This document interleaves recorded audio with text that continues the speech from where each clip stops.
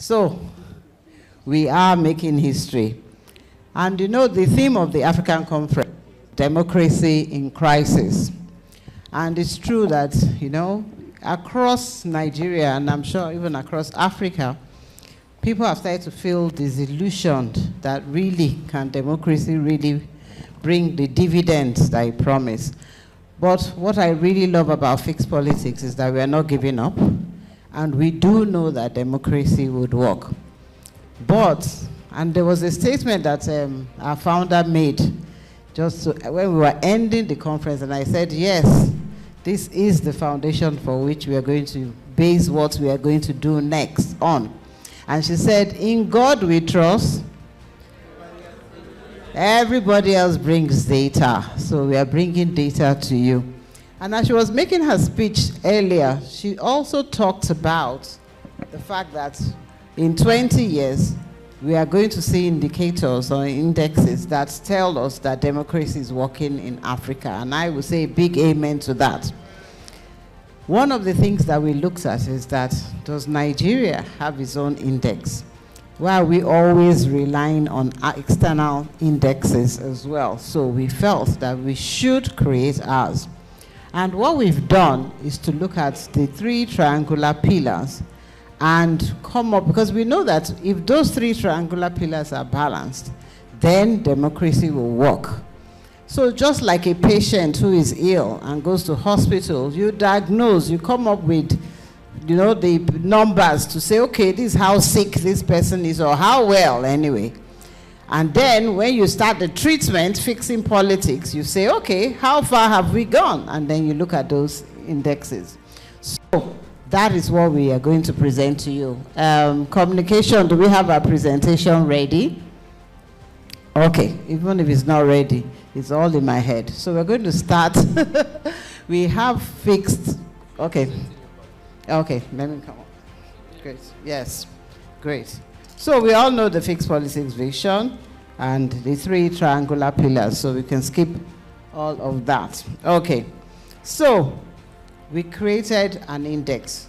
One is to say why an index is because we want this index to show a homegrown political measure and scorecard. We want to create a government report card so that everyone knows where we stand in politics. So this index will diagnose the problems and prescribe reforms, and you know where to treat. What is an index? An index is like a report card. It tells us how well we are doing. So like your school report card measures up various scores and gives you an overall score. And that's the same thing that we want to do with the Fixed Politics Index. So our Fixed Politics Index, we are calling it the Political Accountability and Democracy Index. It's the first of its kind in Nigeria. It focuses on measuring political systems using our 3 triangular pillars. So the Political Accountability and Democracy Index, the abbreviation is PADI, Nigeria. It's a government report card. And the reason why we named it PADI is PADI in Nigeria, Pidgin English, means your friend. So we are ranking how friendly is our government. How friendly? Is it 1/10, 2/10, or 9/10? In 20 years, we will be 10/10. Amen. So looking at that, we said, what should we really be measuring? And of course, that's where all the 3 work groups come in. So I will call on Bolatito to tell us about the indicators under Pillar 1, which is all about the citizens.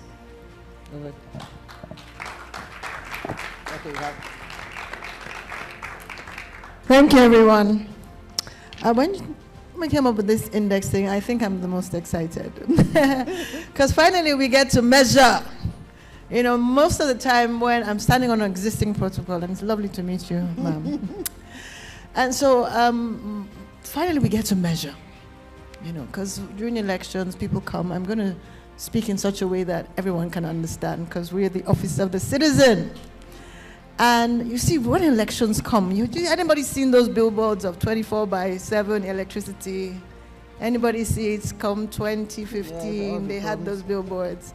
And then when they do 100 days in office, 1 year in office, we get to see a painted road. And then, and then they're saying, we've done very well. And so sometimes we need to have this, what we call the report card. And that's why we have the indices. And so for the Office of the Citizen, we are the side of the pillar that demands accountability. We're the ones that demand results.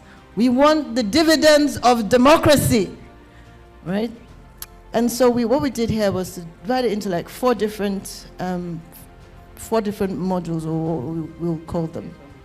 And so the first one is the dividends of governance. And here we are looking at the extent to which we receive the dividends of democracy. The extent to which we have good roads, the extent to which we have good schools, the extent to which we had all these wonderful things that they promise, right? And it's interesting to see that when we asked the citizens, what do you want? We did a survey, I think 2023 elections. We asked them, we said, what do you want? They said, oh, we don't want insecurity, which is good. And they said, oh, we want jobs, which is good. And when we looked at electricity, for example, just 3% of them wanted electricity. And so sometimes we get lost in activity and short-termism that we don't see long-term. We don't see long-term. And so when you're looking at developed countries, and they call them the more developed countries and the less developed countries, and when you're looking at the more developed countries and the less developed countries, you see that the more developed countries, they don't ask for those things because they already have them. And so why do they call them more developed? They call them more developed because they produce. So they produce. And if we're not producing, we won't have the money that we need. We won't have the jobs. We won't have all the things that we're asking for. We won't have those things because we're not producing enough. And so what we are looking at the Office of the Citizen, the first one is the tangible results. We want poverty to be reduced. We want our GDP per capita growth. I'll explain that in a minute. And then we want people to be empowered. My dear friend Bredeline, she talked about going out onto the streets yesterday. She talked about going onto the streets. And she said the first thing they had to do was what? Empowerment, right? And so we want people to be empowered, to be employed.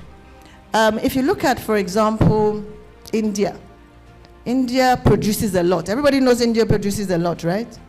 I think 2024, 25, their gross, everything that they produced was about 1.3 billion. 1.3 trillion, yes, 1.3 trillion. And Switzerland also produces. And theirs was about 895 million. So one would assume that if you look at just that figure, because we're data-driven, one would assume that, India is very developed because they produced a lot, right? And Switzerland, they don't produce as much as India, right? But then when you look at the population of India, who knows the population of India? 1.3 billion. And the population of Switzerland is not up to Lagos State. It's 8.9, I think it's about 8.5 million. And so by the time you divide it, you find out that the per capita, GDP per capita for Switzerland is about $100,000. But the GDP per capita for India is, guess how much? No, about 3,000. So it's much less. So we need to produce more. Okay, and so those are the indexes that we'll be looking at. Next slide, please.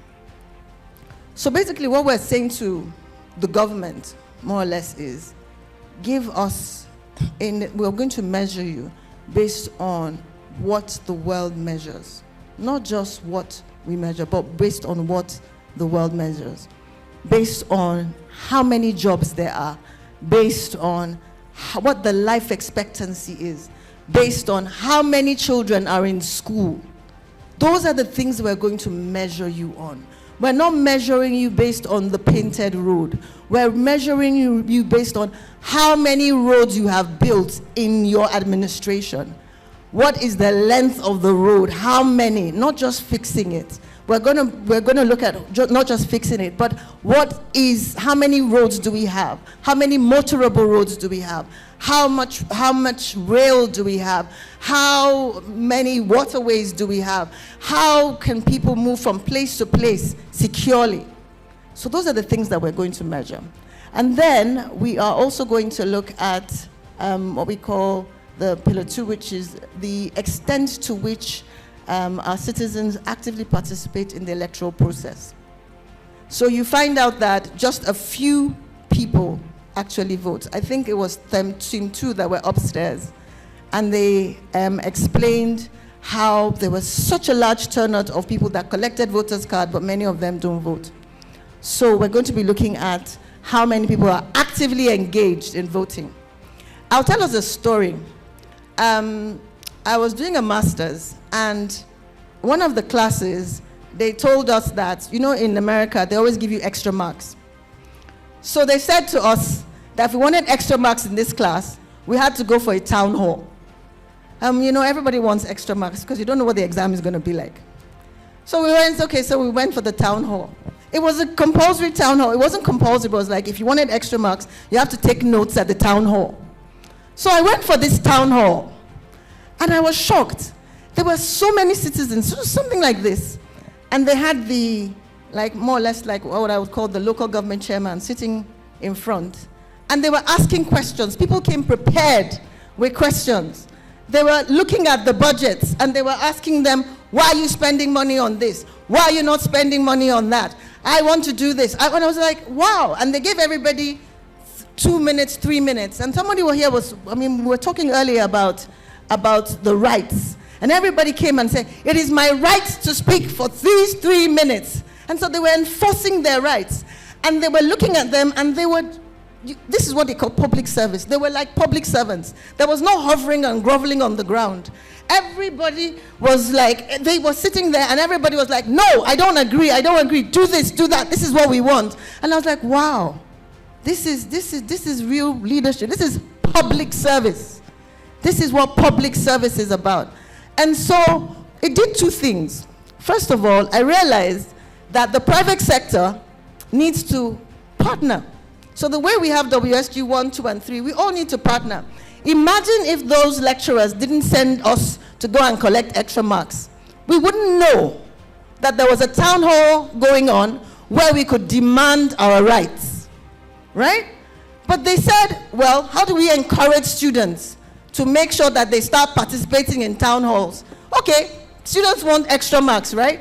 Okay, we'll give you extra marks if you participate in this town hall, right? And so it worked. Did it work? It worked. And so hopefully, as we progress with our democracy, we start coming up with innovative ways to get people to force people to be in town halls and to participate. And so one thing that we're going to look at doing is to ensure that people participate. Next slide. Sorry, before we go on to that one, I'll just mention one other story quickly. I like to tell people this story because it's really interesting, and it helps to dispel the notion that I can do it by myself. I used to be one of those, we don't really need the government. Has anybody watched The Men Who Built America? Has anybody actually watched that? Yeah, and then you look at it and you go away and you say, I don't really need the government, we can do it ourselves. It doesn't really work like that. So I had someone come to me the other day, and they said, there's this school in, I don't want to say the name of the state. In this state, I just went there and the children didn't have uniforms. Could you do something? And I was like, okay, let me think about it.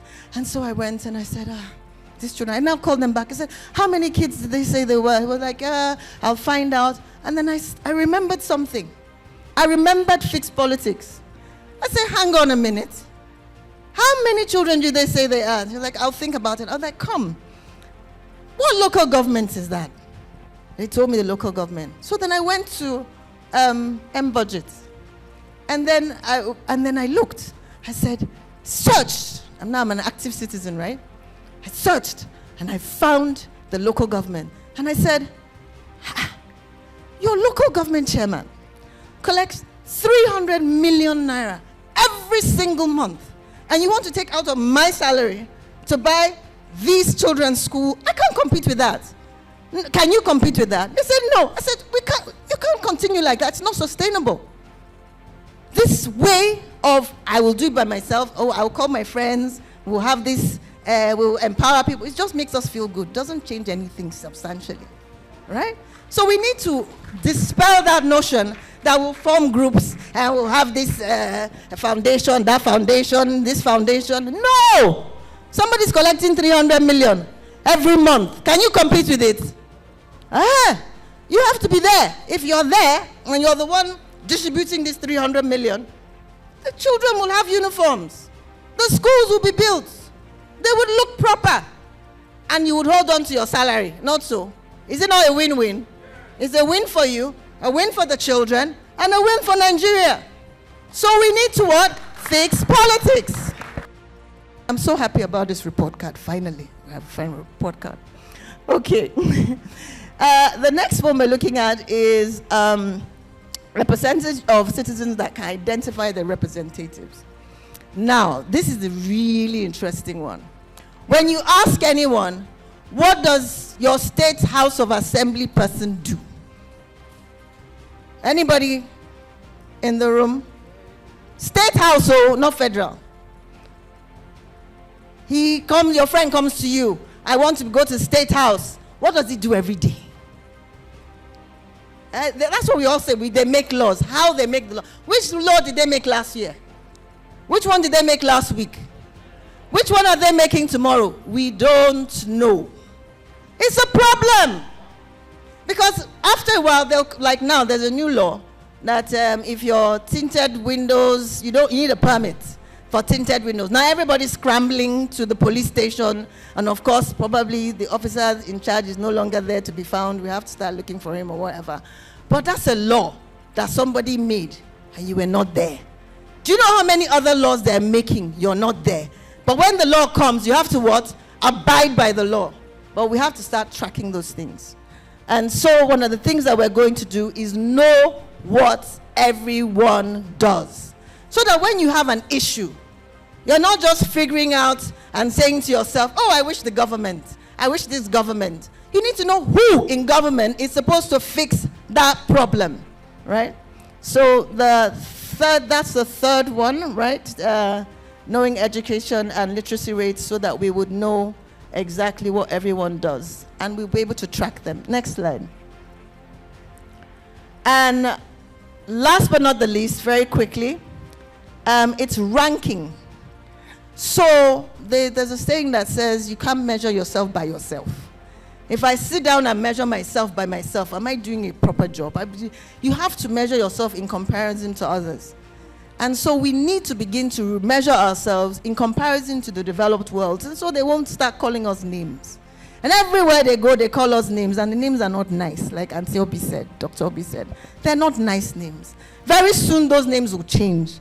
They want to come to Africa and Nigeria. But as soon as we start, measuring ourselves against global standards. And we're going to be looking at the Mo Ibrahim Index, the Phillips Consulting Index, and a couple of other global indexes like Transparency International. And on that note, I hand over to WSG2. Thank you, everyone.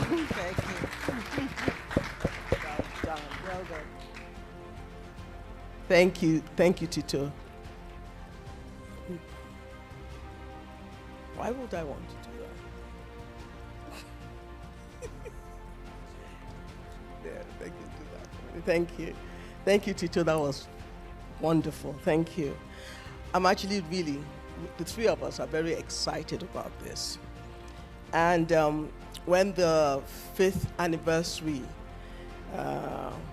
planning committee was set up, several task teams were set up, and one was the indicators. task team that was led by Bumi Lawson as team lead.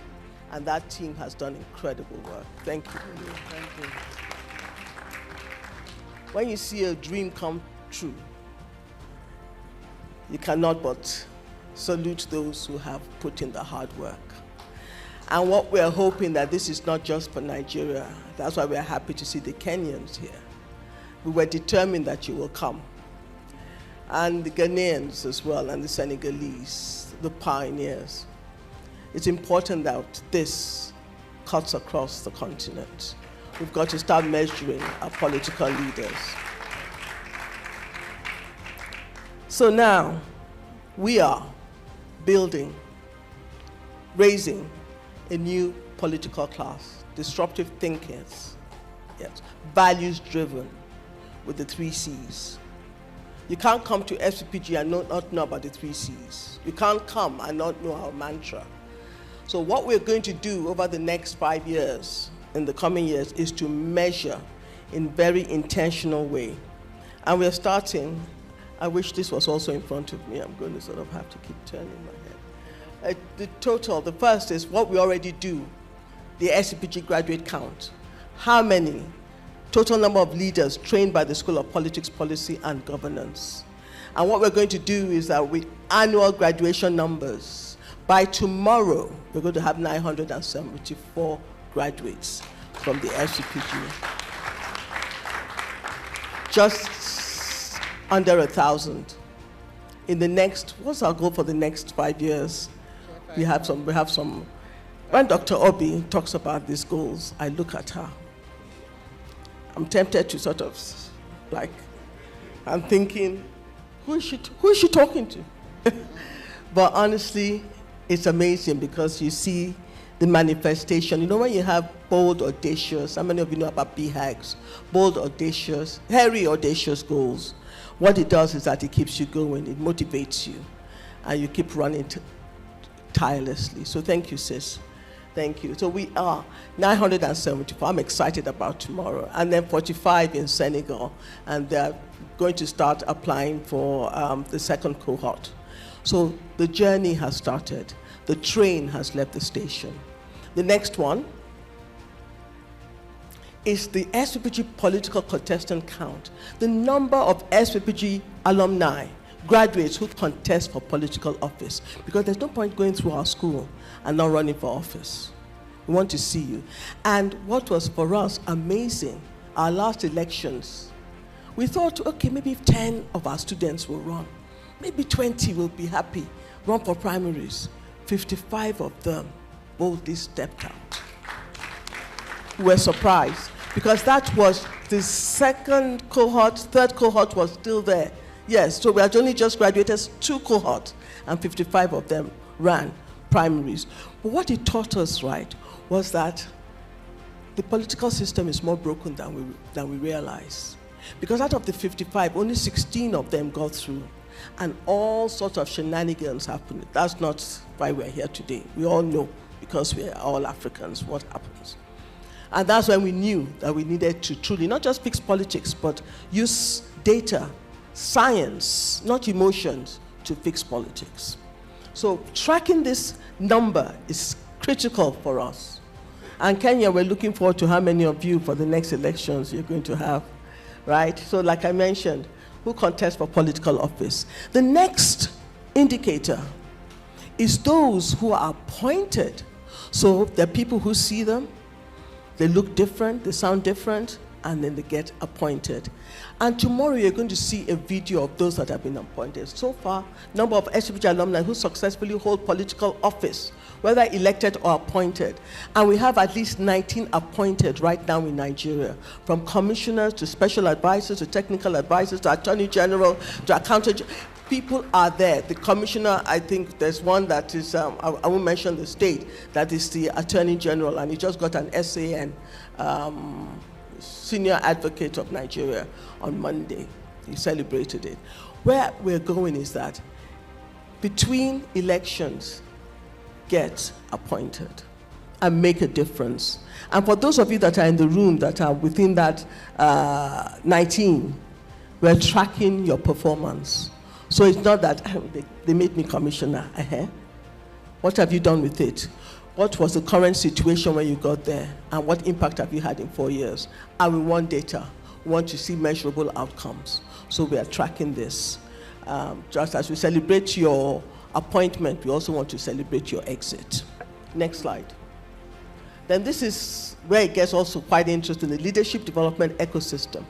And here, we now want to just say the impact SVPG is having in the educational leadership space. Because we also know that we're not solo. We work collaboratively. And what is powerful about that, if you look at fixed politics, is that there are several organizations that have been a part of fixed politics, from Enough is Enough to Not Too Young to Run. We had Samson yesterday, Itodo, to Budget by Sheung. These are people, Futures Africa, these are people that are strong actors in the fixed politics movement.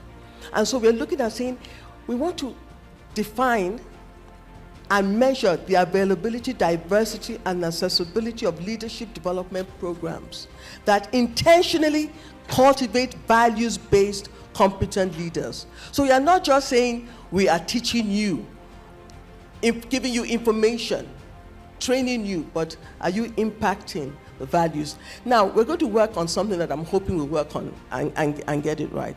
The journey of transformation that happens to many of our students. And I think those of you can testify to it. Those of you that sat right through the 10 months, you're not the same today. Can we say that? Yes. How many of you are saying yes? Yes. Don't say yes if you don't mean it. I'm not asking. We're not looking. You will graduate tomorrow if you don't say yes. Yes, you will still graduate. But I can see the impact. There's one of them who wrote manifestos. The quality of the manifestos. As I listen to them, I'm thinking, I will vote for you. And we're just amazed. And I sit in class sometimes, and I get teary-eyed, and I'm thinking, this was just an experiment. It's still an experiment. But look at the transformative power of this experiment. Africa truly is waiting for you. And we're building a platform that nation builders can stand on, be held accountable, and have impact. So, the scoring method, we're looking at the number of accredited or recognized leadership and governance development programs active in Nigeria, active in Kenya, and active in Senegal, depending on the country. So we're looking at SCPG, we're looking at NGOs, donor-funded, ratio of participants to national population. We talked about this, and we think we're going to tweak it a bit. So if you don't forgive us, but in the sense that we want to know the number of participants to leadership programs. I think we defined it. Yeah, those in political office. Those in political, rather than the national population, because if we compare, the percentage is going to be so insignificant.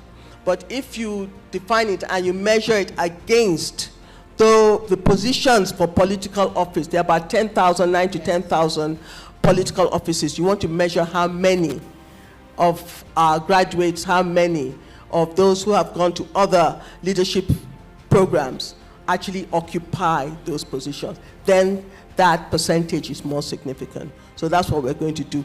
And the evidence of gender and youth representation in these programs, that is important. And the last emphasis is, if you read that, including secondary school level, what we're doing in the next 5 years is that we're also, I don't know why I keep putting 5 years. I'm not sure. The next 15 years is that we're a secondary school SPPG. So we're not waiting till you become 25 or 35. We're going to the schools. And we had quite a number of our students, capstone project that developed leadership programs in different schools. So we pulled them all together and say, design secondary school SPPG. And they did amazing. So we are going to launch that in the next 12 months. And also what we're going to launch is what we call community SPPG. And that's working with WSG1, people, influencers, people who have gravitas, whether young or old, at the community level, and we want to be able to train them for greater impact. Next slide, and I hope this is the last one. Somehow, I hope so. It is. Thank you very much.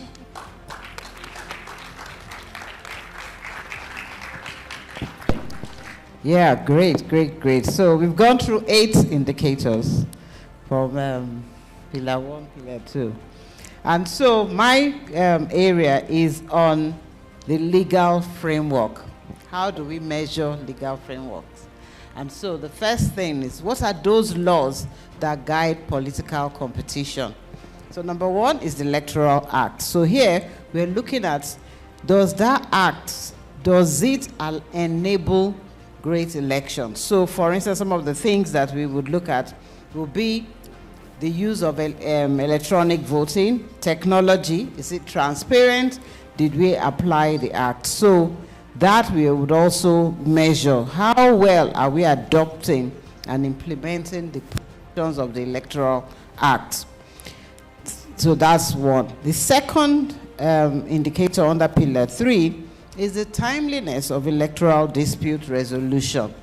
So when we go for cases, we shouldn't have the governor already in office for 2 years before there's a court case that says he didn't win the election. How fast are we getting electoral disputes resolved? So that look at there is the speed, the fairness that the judiciary uses to regulate those elections.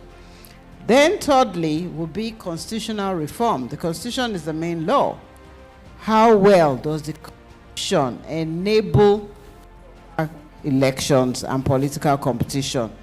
There we are also looking at diversity. Does it have room for women? Does it have room for people living with disabilities, the youths too? Is it representative? What are the laws? Does it enable diaspora voting?